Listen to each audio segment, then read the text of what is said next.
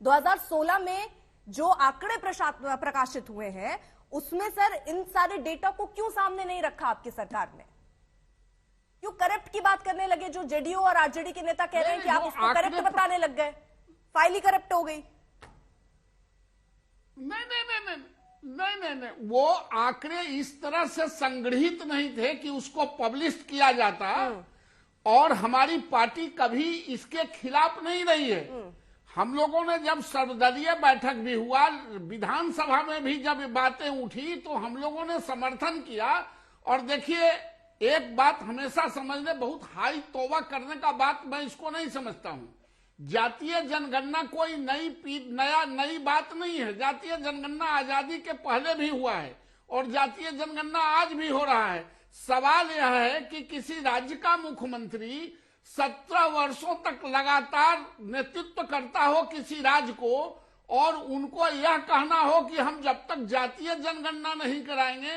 बिहार गरीब प्रदेश है। अगर 17 साल नेतृत्व करने के बावजूद भी बिहार गरीब है, बिहार के जातियों के बारे में, गरीबों, दलितों, शोषितों के बारे में जानकारी नहीं है, तो इससे बड़ा और क्या हो सकता है? क्या किसी राज्य को उन्नत बनाने के लिए, पुरुषार्थी बनाने के लिए 1700 वर्ष नीतीश कुमार को चाहिए क्या?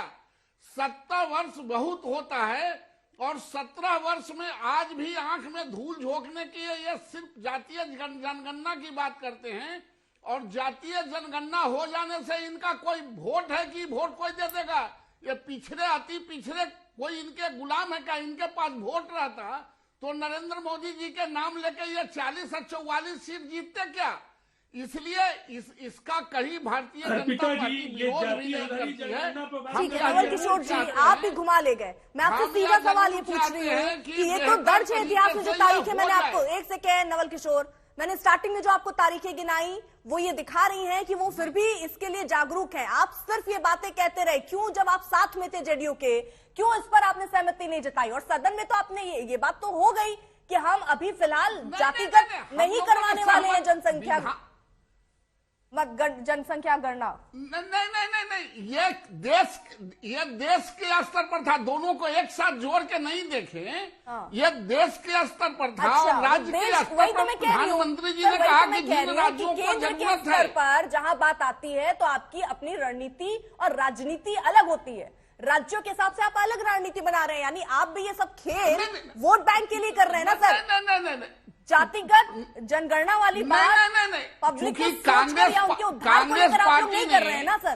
कांग्रेस पार्टी नहीं, जिनके गलबहिया में आज चल रहे हैं, कांग्रेस पार्टी ने तो बजाबते डाटा भी लिया था लोगों का, एक्स्ट्रा पैसे भी खर्च हुए थे, लेकिन उसका पब्लिकेशन नहीं किया और कहा कि यह एक साथ नहीं हो सकता है। तो प्रधानमंत्री जी ने कहा कि 2011 में हुआ था ना सर? हमारी पार्टी ने स्पष्ट कहा कि जिन राज्यों को जरूरत है वो राज्य अपने स्वयं करा सकते हैं। हमने कहीं विरोध नहीं किया। और एक बात जान लें, समझ गए सर, गोल गोल घुमा रहे हैं यहाँ पर। हर राजनीतिक दल जो है वो पहले अपनी सियासत की रोटी सेक लेना चाहता है। ठीक है सुरेंद्र राजपूत, नहीं आ रही हो राजीव रंजन जी, एक मैं कॉमेंट सबसे ले लूं। सुरेंद्र राजपूत जी, ठीक है। इस बिहार ऐसे राज्य में रिजर्वेशन भी तभी लागू हुआ, इस देश में रिजर्वेशन भी तभी लागू हुआ है जब भारतीय जनता पार्टी के सहयोग से सरकारें बनी है। केवल चीखने से सच्चाई नहीं दब जाती सर, चीखने से सच्चाई नहीं दब जाती। आपने जो सदन में बयान दिया, जो आपने किया, वो सबके सामने है। सच्चाई को तोड़ मरोड़ के आप सच्चाई को कहेंगी, ठीक है तो सर, उसको जनता कोई सुन रही और स्वीकार देख रही नहीं है। कर लेगा। आप कोई तार्किक बात इतनी देर में आपने नहीं की, आप गोल गोल घुमा रहे हैं, उनका क्या फायदा होगा? अरे मैं पूछ रही हूँ, हर राजनीतिक दल फायदे नुकसान को देखकर कर रहा है ना सब? सुरेंद्र राजपूत जी, भारतीय जनता पार्टी फायदे के लिए कानून की दुली है, पार्टी है। सुरेंद्र राजपूत जी, दो बातें बड़ी साफ हैं। पहली बात, हम जाति जनगणना का समर्थन करते हैं, पूरी तरीके से करते हैं। भारतीय जनता पार्टी एक्सपोज हो रही है, जितना नवल किशोर यादव जी बोल रहे हैं उस पर एक्सपोज हो रही है। अरे भाई 2011 का था, आप हमसे पूछेंगे, हमसे सवाल करेंगे, हम एक लाइन में बता देते हैं कि 2011 में जो गणना कराई थी हमने, वो हमने पब्लिश नहीं की, हमने गलती करी। लेकिन 2014 के बाद सरकार भारतीय जनता पार्टी की थी और उन्होंने अपने मैनिफेस्टो में कहा था कि हम जाति जनगणना कराएंगे और जाति जनगणना को सदन में भी रखेंगे। उसके बाद आखिर हुआ क्या कि भाई ये 2016 में इन्होंने डिनाई किया।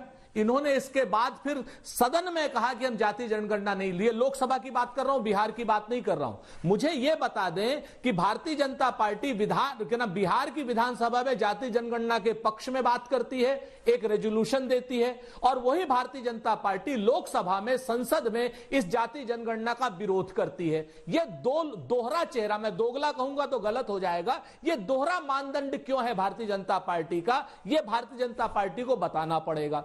भारतीय जनता पार्टी को यह भी बताना पड़ेगा, अभी जो आप जाति और उपजाति की बात कर रही थी, ये भी तो बताना पड़ेगा ना कि 2011 में किसके दबाव की वजह से ये आपको लाना पड़ा, ये फैसला लेना पड़ा, ये भी तो बताइए। 2011 से पहले ये फैसला क्यों नहीं लिया गया आपकी सरकार जब थी? मैं अर्पिता बगैर किसी भेदभाव, बगैर किसी बात के एक लाइन से बहस को खत्म करता हूं आपकी। हमने गलती कर दी, ठीक, अब इसके बाद तो आप कुछ नहीं कहेंगे ना, जो सजा हो हमें दे लीजिए। 2014 में जनता ने हमको सजा दे दी, अच्छा, हम तो उसके बाद सुधरे। लेकिन जिन लोगों ने जिन लोगों के पास आज सत्ता है और जिन लोगों ने अपने मैनिफेस्टो में यह कहा था कि हम जाति जनगणना करेंगे, आज सवाल तो उनसे होना चाहिए या हमसे होना चाहिए। हम तो कह रहे हैं हमारी कमी थी, चलिए आपने कम से कम स्वीकार कर लिया।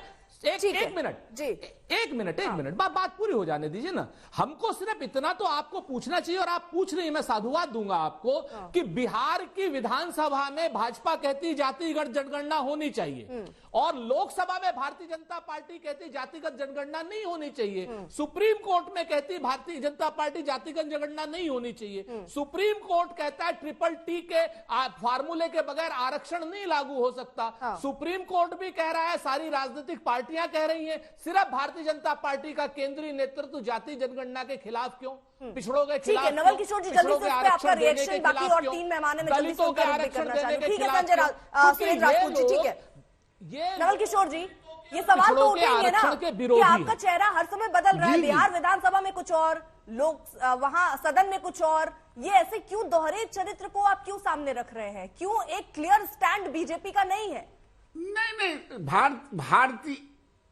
भारतीय जनता पार्टी का दोहरा चरित्र कभी नहीं रहता है। जो दोहरा चरित्र रखने वाले हैं वो या तो सड़क पर हैं या पलटी मार करते हैं। भारतीय जनता पार्टी भारत के संविधान के अनुसार काम करती है और बिहार के संदर्भ में जब जरूरत पड़ा तो बिहार में हम लोगों ने रिजर्वेशन लिया।